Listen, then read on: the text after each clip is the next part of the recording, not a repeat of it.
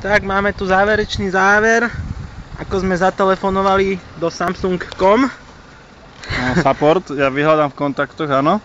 Áno, Scrollovanie perfektne funguje.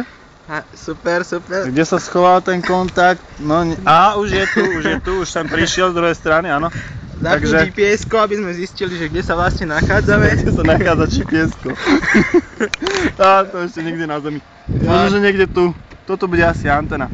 Aha, dobre. Tak to... No, GPS-ko nepôjde. Poďme to skúsiť opraviť. Áno, že vlastne kvôli tomu voláme do supportu, aha. Takže... Tak daj rýchle vytačanie. Týmto. Ja, vieš čo, mňa to už vytočilo toľkokrát, ja sa pozriem. Že neviem, čím sa to vytáča. Týmto sa vytáča, aha. Aha, áno.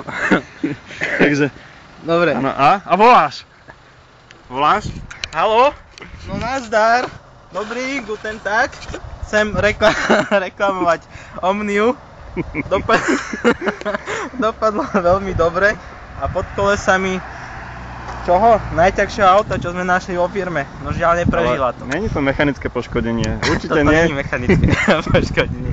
Toto bolo výlučne softwarová chyba. Ale ja furt nemôžem z toho. No dobre. Tak. Do počutia. Wiedersehen. Tak. Dobre. Aha, tu nejaký oný káblik trčí. Dobrí sú. Či ešte náhodou ten mobil nespadol na zem. Jaj! Aby sa ti nepokazil. Ty si to dorobil. Sakra. Pozri. Teraz si to budeme musieť zacvakať. Pozrime sa pod cover. To myslíš, že ešte predám? Ten displej určite. Však dotykový, pozri. Iné sa dotýka. Aha. No tak teraz... Všetkom si však to pozbieraj, zložíme musíme ešte. To však jasne. To ešte spravíme.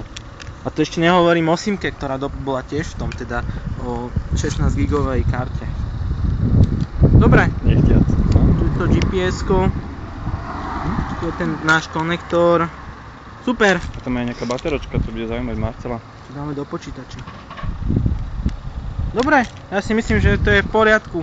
Takže uvidíme sa s ďalším Samsungom, možno aj zajtra. Čaute.